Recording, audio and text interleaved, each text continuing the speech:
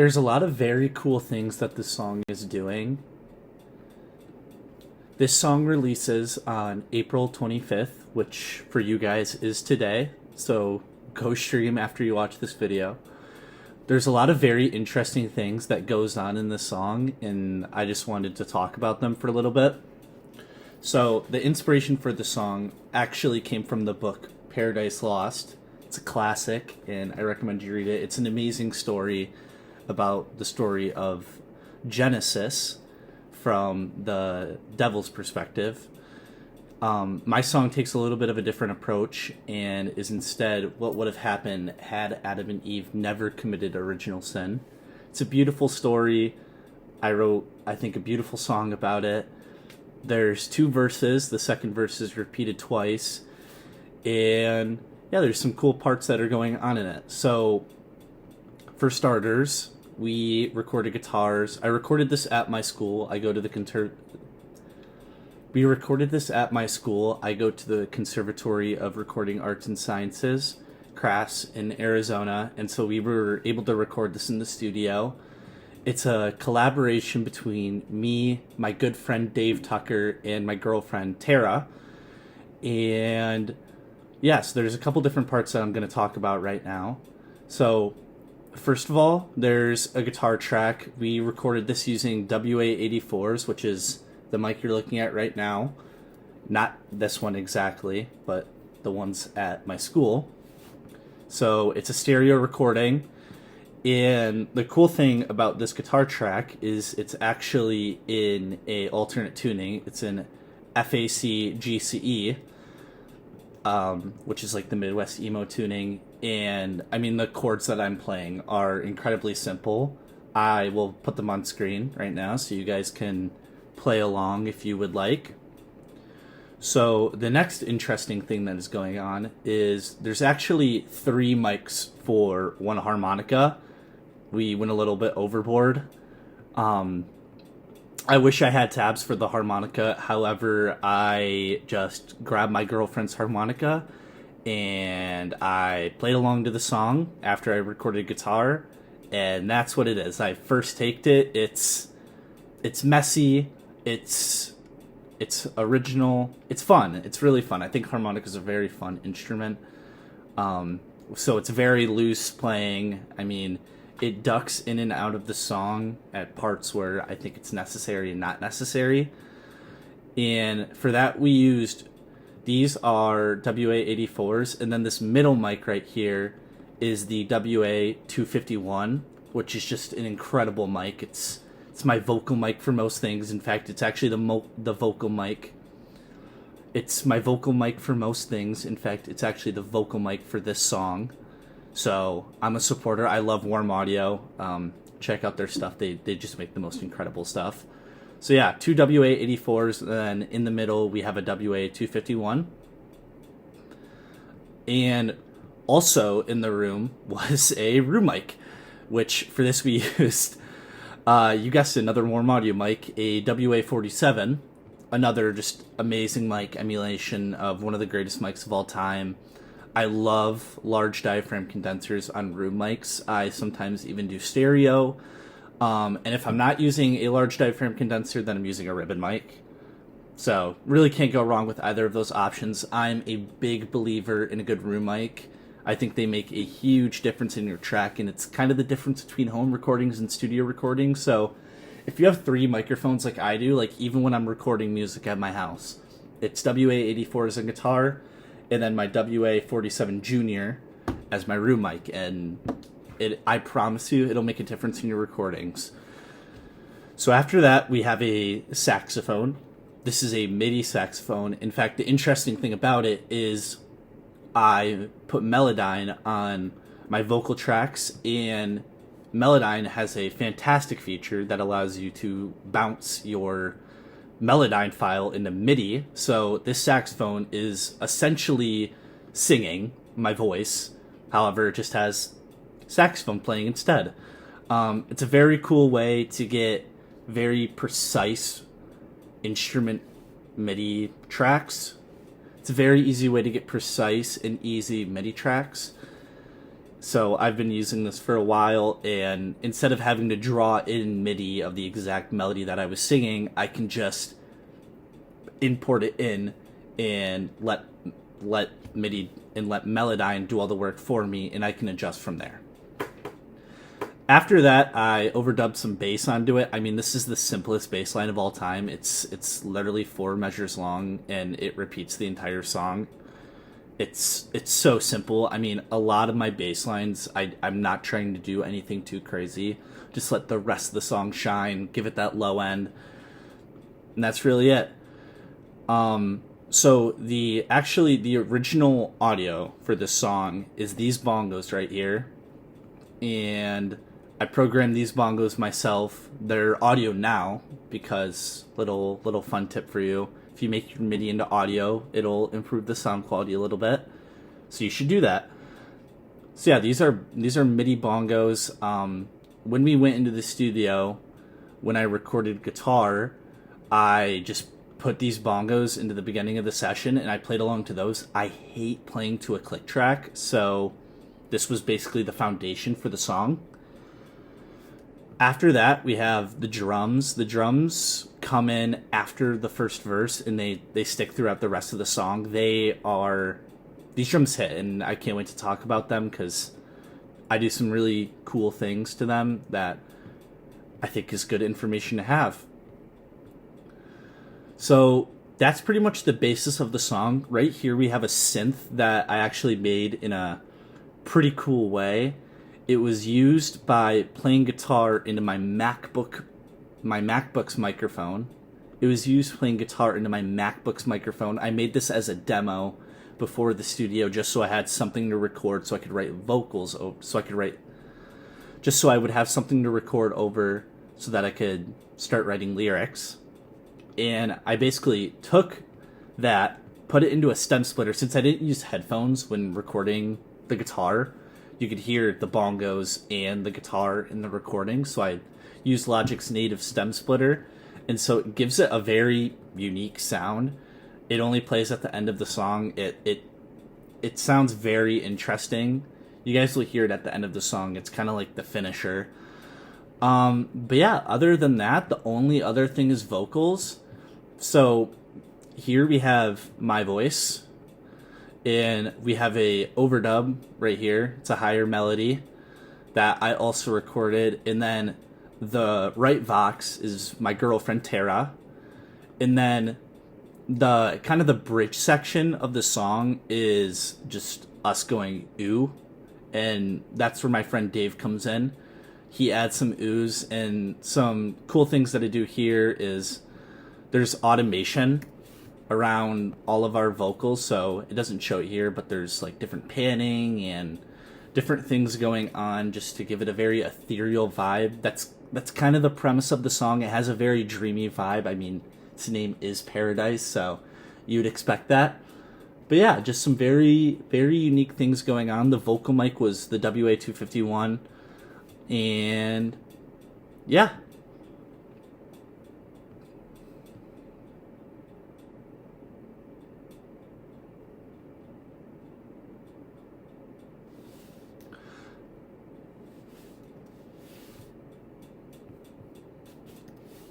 So now getting into the mixing of the song, I have learned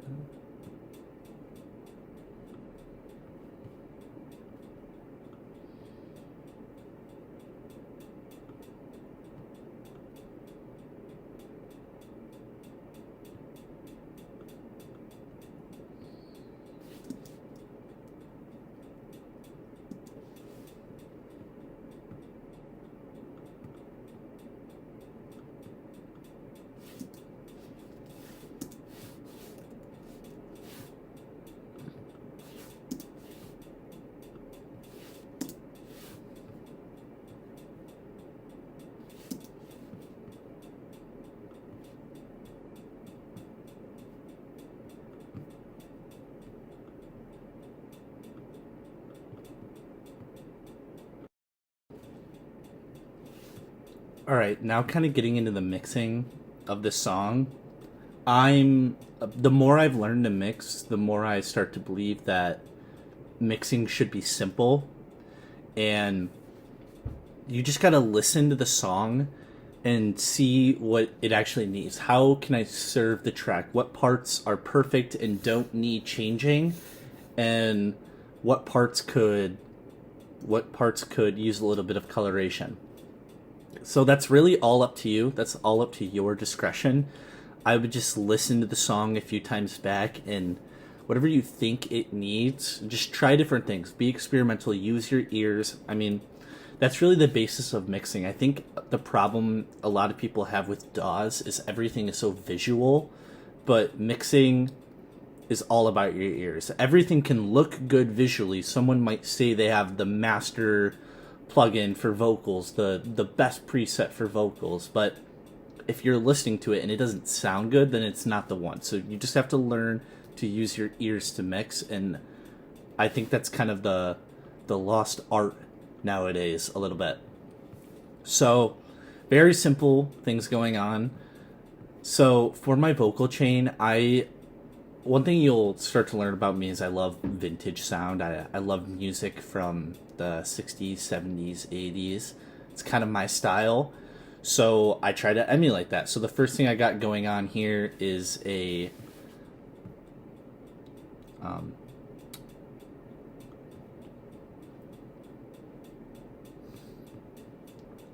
So the first thing I have going on here in my vocal chain is a preamp. This is the Neve 1073. And again, it's all about just using your ears. I very minimally use the EQ. I mostly used it for gain staging. The next thing I used is the LA2A. I love the LA2A on most things. It sounds really nice on vocals because it's so smooth. It's an opto compressor, so it literally uses light to compress, which makes it very smooth. The one downside of it is that it will bring out sibilance, which is the s sounds that vocals tend to get. It's very harsh. It's like in the 7K frequency range. We'll get to how to stop sibilance in a little bit here. After that, I have a Pultec EQ. This is a 50s EQ. It was actually made for broadcast, and then some people thought it was cool, so then it became a music EQ.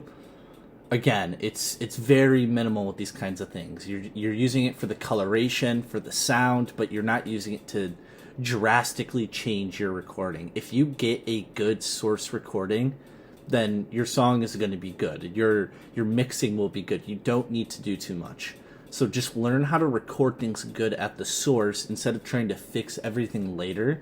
Just record it good, get it good now, hone it in now, so you don't have to worry about stuff like that later. The last thing in my chain is a de-esser. The reason I put my de-essers at the end, I see a lot of people put it right at the beginning. The reason I put it at the end is because of what I was just talking about with the LA2A. It's going to bring out that sibilance. So by putting it at the end, we now know here's where the sibilance is without a de-esser. At the end of my chain, I know I'm not going to add anything else after, and so I put it there at the very end so that it can now get rid of all the sibilance instead of trying to fight the LA2A and trying to fight the Pultec, because the more stuff that you add, the more color you give your track, the more of those high frequencies you're going to bring out naturally. So that pretty much stays the same for all of my tracks. I usually use the Pultec on everything. I usually use the Neve on all of my vocal tracks. I've been doing that for forever now. The only thing that is different is on my backup vocals here, I am using a distressor as my the only thing that is going on that is different here is I'm using a distressor on my background vocals. The distressor is, honestly, it's like a modern adaptation of an LA2A or an 1176. That's what it was trying to emulate, is older compressors. I like them because they'll bring out a lot of tone, but they'll do it in a very musical way that a lot of older compressors don't do. So I tend to use them a lot on my background vocals because they'll give a little bit of difference to the main vocal. They'll just bring out a little color, helping them pop a little bit more, which is what you want. So I have all of these vocals being routed to one vocal bus.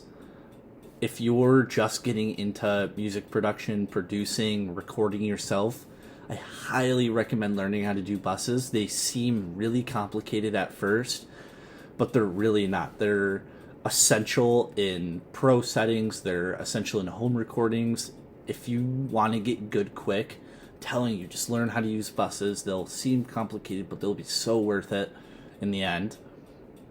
So I have all of my vocal tracks being routed to this one bus, and in this bus I have a tape emulation plugin, which I do tend to use on most of my tracks. I actually didn't use it too much for this song because I think it sounded so good before that it didn't need that tape saturation. I do use it a couple times, but not for everything. So I have it going through tape, and then I have it going into the UAD API channel strip. You'll soon learn that I just use the UAD plugins for everything. They're like the godsend for me. They're just the best plugins in my opinion for vintage sounding recordings. So yeah, this is the API channel strip.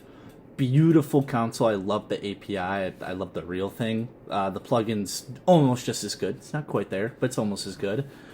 And yeah, I just use that for some basic EQing. I use the compressor a little bit, and the reason I'm not showing you guys these plugins is because I want you guys to have the tools to be able to use, but I don't want you guys to copy my settings verbatim, because I want you guys to experience. I want you guys to try things out on your own. So after that, we have it going through a gate. This is, honestly, like, don't take my advice here. Don't use gates on vocals. Don't use gates at all. It's 2025. We can cut things. I'm only using it to get rid of like the very bottom, so it's just doing so little. Like, my threshold is so low. Like, if there's something very minimally in the background of the vocal tracks, it's gonna get rid of it, but it's not doing too much. Don't use gates on your vocals. It's just recipe for disaster. It's a recipe for disaster. The next thing is another de-esser. This one's not doing like anything at all. It's just there as like the final protection against everything else. And then after that, it's just a low pass EQ. And then after that, I'm just cutting out the lows from my track. Anything below like 60 hertz is just not needed information for vocals. I went up to 82 hertz, so sue me. Oh no. But yeah, that's my vocal chain. I keep it simple. There's some reverb going on here. So I like to do room reverb. So as you'll see, most of the tracks, like the guitars, all of these tracks are being sent to bus 13, and bus 13 is my room reverb, my room reverb. So it's basically acting as another room, and it's, again, I use the UAD Capitals. They have some amazing presets in there that I just throw on, and I just give everything a little bit of room reverb. It's not doing too much. It's just to help the ambience of the track, like everything was recorded in the same room. That's what a room is supposed to do. So everything is just being routed a teensy bit. After that, I did a vocal reverb. It gets its own verb. Again, I use the Capital Studios plugin from UAD. Again, it's just the best. UAD is the best. Please sponsor me, UAD. And then after that, I have the vocals going into a little bit of parallel compression.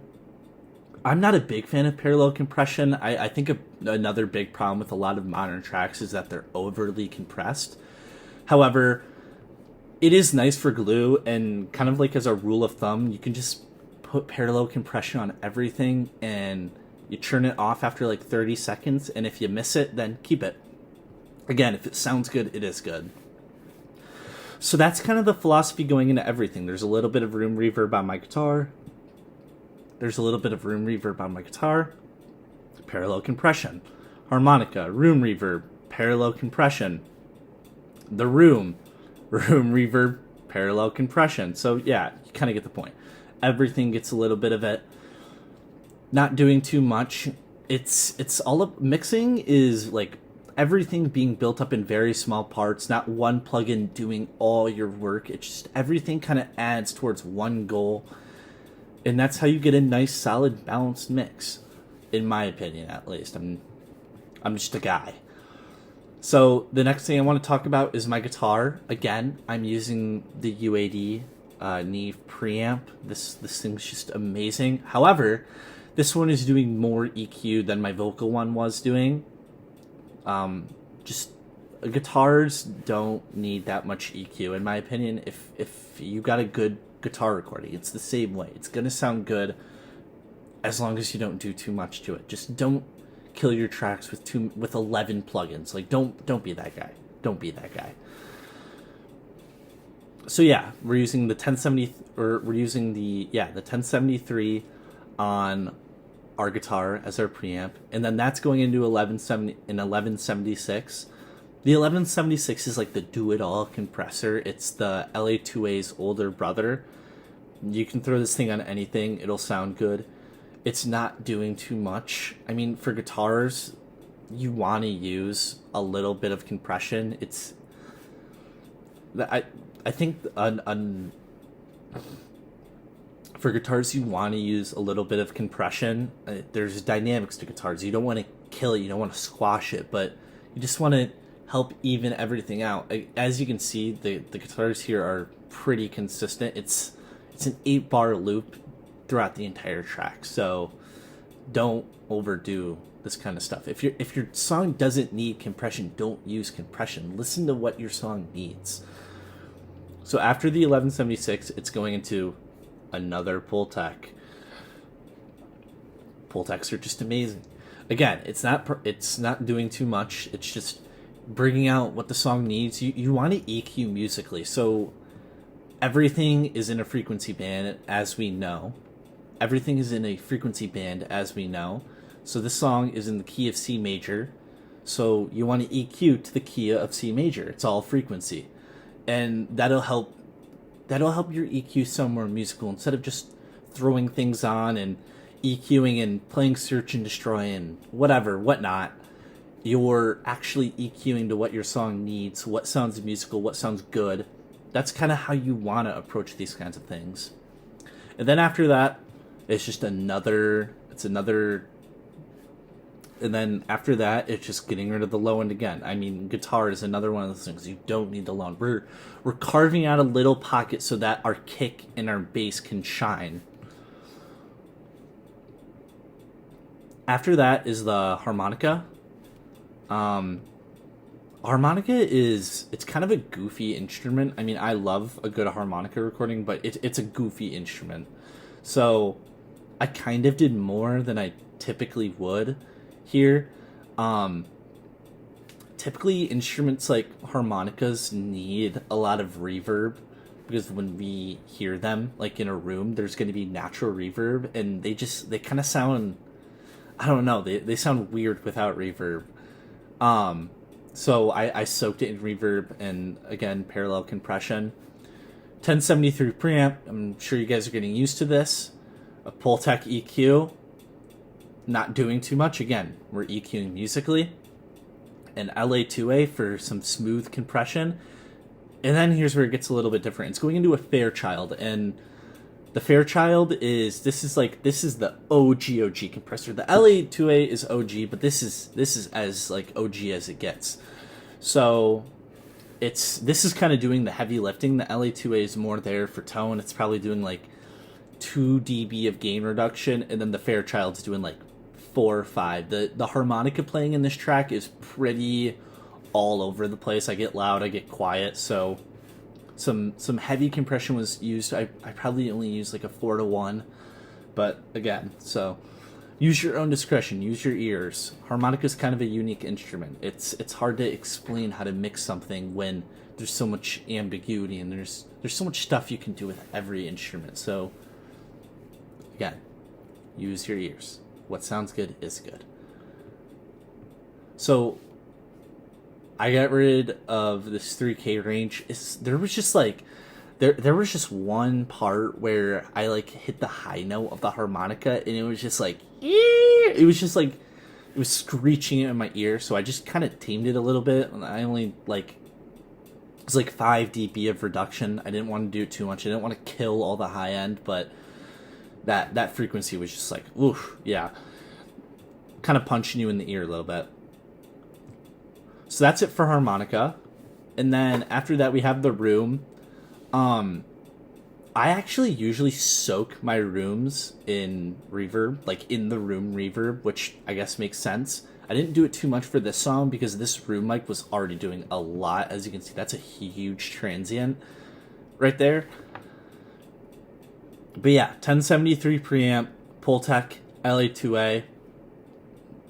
Get used to it. Reverb, parallel compression, blah, blah, blah, blah, blah.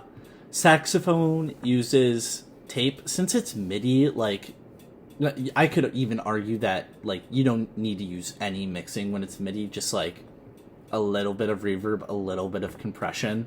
It's MIDI. It's perfect if it's untouched. So, I use tape to make it unperfect. My kind of like cool tip for tape is to blast the input. You want to give the track more input than output. If you push it going in, then you're going to bring out the tape coloration, the tape saturation, the tape compression that people want. That's the reason people love tape, is it gives you that natural saturation and compression. And then I bring down the output so that I have healthy gain staging. Gain staging is so important in mixing. It's incredibly underrated. If you have good gain staging, there's a good chance that your song is going to be pretty easy to mix. So get good gain staging. Use preamp plugins. Use tape plugins. Just find a way to tame your tracks. Negative 18 and negative 12 dB is what you're aiming for typically. So just do that. After that, LA2A, Pultec.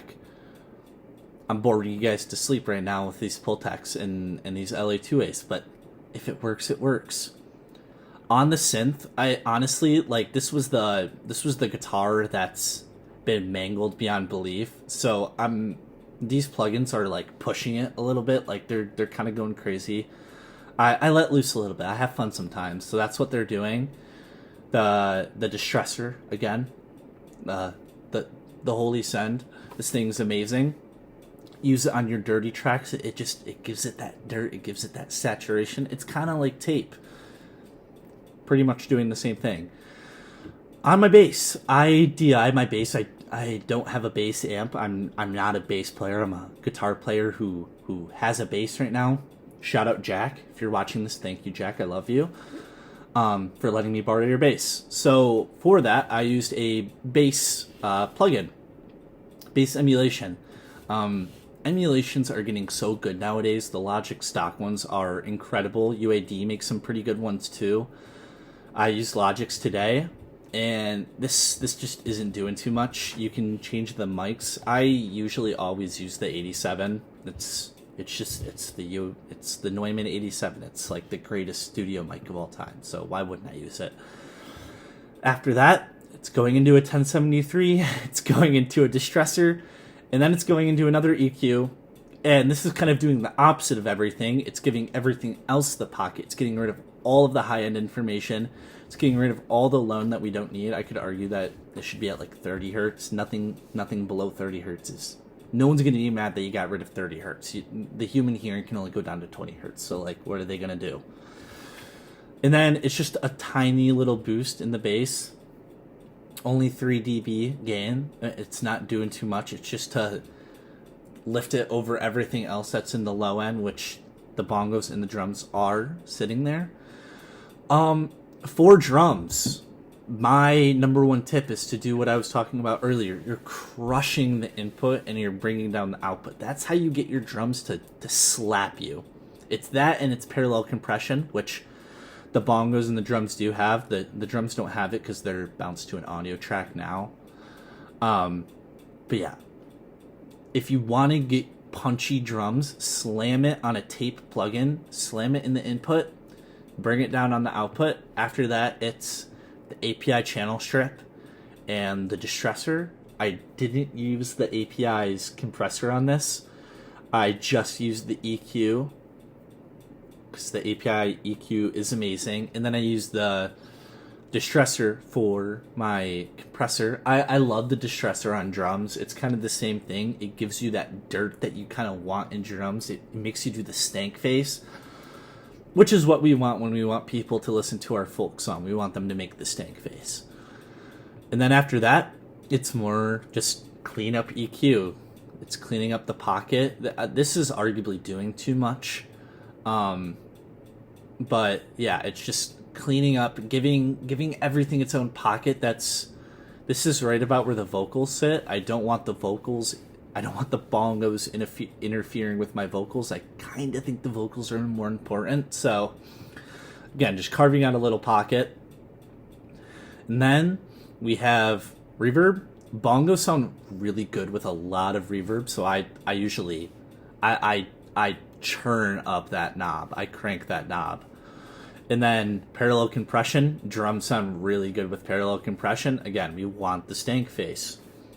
And then after that, these are all my buses. So this is a reverb. These are all reverbs. I know I should label my tracks, but apparently I was feeling lazy today.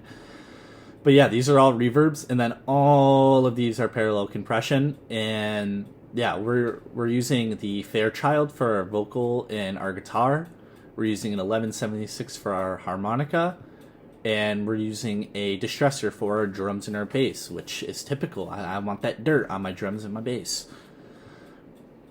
And yeah, I like using like your vintage sounding compressors, especially on a parallel compressor. The distressor sounds really good for all types of parallel compression. I highly recommend it. I used the Fairchild today because I thought it sounded better. Sue me. And then after that, on Tara's vocal, there is a delay. It's just a small delay, and I have it side-chained to the vocals so that when she's singing, it kind of ducks. It doesn't duck all the way. You can still hear the delay when she's singing, but it just ducks a little bit, so it's a little bit quieter. And then, yeah, we have our tape plugin. Not doing too much. It's a tape delay. And then we have a gain. For some reason, it was really quiet, so... yeah. Plus 23 dB of gain. So yeah, we boost it just a little bit. And then, yeah, after that, it's mastering. I've kind of changed my philosophy on mastering a little bit. I now tend to bounce everything down into 2 tracks and then master. However, I wasn't as cultured when I made the song, so it's just on my stereo out, which is honestly, like, it'll work. It's gonna sound good. The song's not gonna sound bad because you didn't bounce it down to 2 tracks.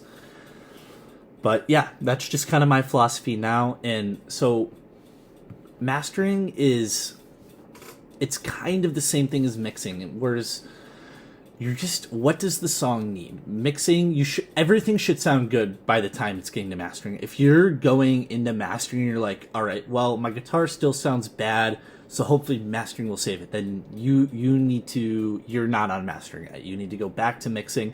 Everything should sound like a coherent, good song before mixing sets in.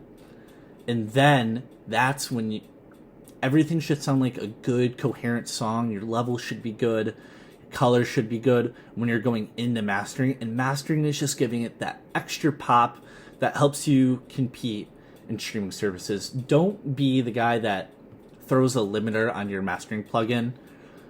Don't be the guy that throws a limiter on your master and you're like, yep, that's it. This is good. Just crushing the sound is not going to make your song sound good. Don't be that guy. Get there the natural way, the good way. Okay.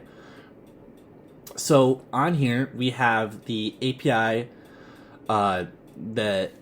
bus compressor. On here we have the API bus compressor. When I'm mastering, there's 2 plugins I use, or if it's a good day, I'll go into the studio and use the real things. It's the API bus compressor and it's the SSL bus compressor, which the SSL is known as the Hitmaker. And it's up to chance which one I use for mastering that day. The API is going to give you some color, some warmth. It sounds really nice. The SSL is it's clear. It still gives you that SSL SSL has a very distinct sound, in my opinion. They sound awesome, but it's a very distinct sound, and their bus compressor is the same way. Like, when you use the bus compressor, you're like, okay, this track uses the bus compressor. Thriller by Michael Jackson, it's the SSL bus compressor all throughout that album. And it's called the Hitmaker for a good reason, because it's been on some hits. So yeah, I used the API bus compressor this time, though. And then UAD has a really nice mastering EQ. UAD has a very nice mastering EQ called Hitsville, the Hitsville mastering EQ. And I'm going to be honest, I just go through different presets until I find one that sounds really nice. And that's what it is. Sometimes you don't need to do everything yourself. I mean, a lot of the time presets are going to get you close to where you need to be, and you just got to make some fine-tuning adjustments from there. The last thing, kind of going into my mastering, is the SSL Studio G channel strip. This isn't doing too much. It's just I'm literally like running it through the channel strip just to get a little bit of color, a little bit more pop, but it's not doing too much outside of that. And then the last thing is Logic's mastering plugin. This will just help make it a little bit louder, so that you can compete in streaming services, because people don't care about sound quality anymore. They care about how loud your song is. The last thing that I would recommend is getting some sort of metering in your mastering. So there's a lot of good Kodak emulations that you can get. Sorry, I'm trying to find it right now. Logic has them built in though, and I recommend using them. These will help you know what your song is going to sound like when it hits streaming services, because if you didn't know, streaming services will screw up your recording if you don't have what they want, and they all use different types of metering, so you never know exactly what you're going to get. They're going to change your songs.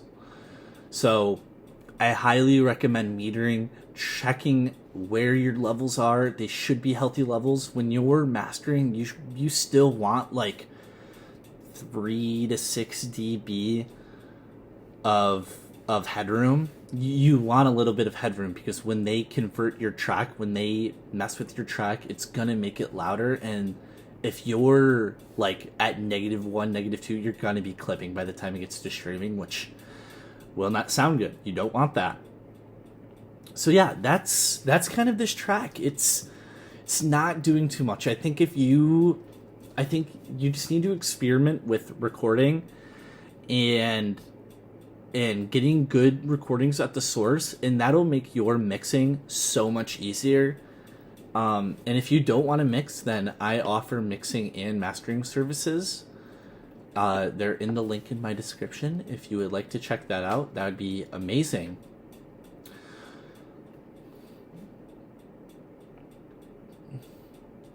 So yeah, thank you guys for watching. Check out Paradise in the link in my bio. It just came out today. Let me know what you think, and I hope that you guys learned something today from this video. Please like, subscribe, share with all your friends and your family, and yeah, tune in for the next video. Thank you.